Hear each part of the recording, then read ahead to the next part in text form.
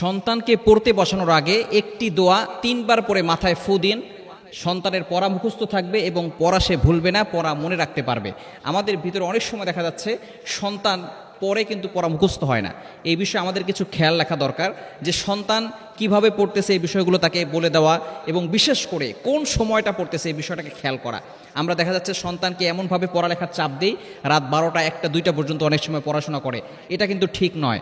দেখবেন যারা হাফেজ হয়, হেফজ যারা পড়ে তারা কিন্তু দেখা যাচ্ছে 10টার দিকে 11টার দিকে ঘুমিয়ে যায়, শেষ রাতে তাড়াতাড়ি ওঠে, তারা তাহাজ্জুদের নামাজ পড়ে, এরপর ওই সময়টা তার মেধাটা প্রশস্ত থাকে।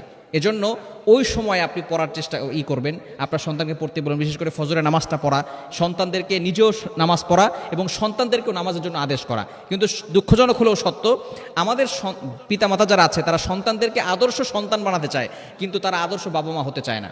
ভালো করে স্মরণ রাখতে হবে, আদর্শ সন্তান করতে হলে আগে আদর্শ পিতামাতা হতে হবে। আপনি যদি আদর্শ পিতামাতা না হন তাহলে সন্তানকে আদর্শ সন্তান বানানো যাবে না। আপনি নামাজ পড়লে আপনার সন্তান আপনার দেখা দেখি নামাজ পড়বে। আপনি যখন পড়াশোনা করবেন, আপনি যখন তার সাথে বসবেন, আপনি যখন তার সাথে একটু খেলাধুলা করবেন, তখন সে এগুলো করতে ভালো লাগবে, পড়ালেখা করতেও তার ভালো লাগবে, খেলাধুলা করতেও ভালো লাগবে। কিন্তু আপনি আপনার সন্তানকে সময় দিতে পারছেন না, আপনি এত বিজি হয়ে পড়েছেন যে আপনি আপনার সন্তানকে সময় দিতে পারছেন না। সুতরাং সন্তানকে সময় দিবেন, সন্তানের সাথে মাঝে মধ্যে খেলা করবেন, সন্তানকে পড়াশোনার সময় নিজেও থাকবেন। দেখবেন আস্তে আস্তে সন্তান সব কিছু শিখবে। তবে সন্তান যখন পড়তে বসবে, পড়তে বসার আগে আপনি মাথায় 3 বার একটি দোয়া পরে ফু দিবেন, সেটা হচ্ছে আল্লাহুম্মা ফাক্কিহহু ফিদ্দীন ওয়া আল্লিমহু তা'ওয়ীল। নবীজি সাল্লাল্লাহু আলাইহি ওয়াসাল্লাম তার প্রিয় সাহাবীকে এই দোয়া পরে ফু দিয়েছিলেন। আল্লাহ পাক রব্বুল আলামিন তাকে এমন বড় জ্ঞানী বানিয়ে দিয়েছিলেন, তিনি আর কেউ না, তিনি হচ্ছেন নবীজি সাল্লাল্লাহু আলাইহি সাল্লামের চাচাতো ভাই আব্দুল্লাহ ইবনে আব্বাস। তাকে তিনি এই দোয়াটা পরে ফু দিয়েছিলেন। এই দোয়াটা পরে তিনি তার মাথায় হাত বুলিয়ে দিয়েছিলেন, আল্লাহুম্মা ফাক্কিহহু ফিদ্দীন ওয়া আল্লিমহু তা'ওয়ীল। আল্লাহ পাক রব্বুল আলামিন আব্দুল্লাহ ইবনে আব্বাসকে এত বড় মুফাসসির বানিয়েছেন, বর্তমানে তাকে রঈসুল মুফাসসিরিন বলা হয়। তাকে রঈসুল মুফাসসিরিন অর্থাৎ মুফাসসিরদের মাথা হচ্ছেন তিনি।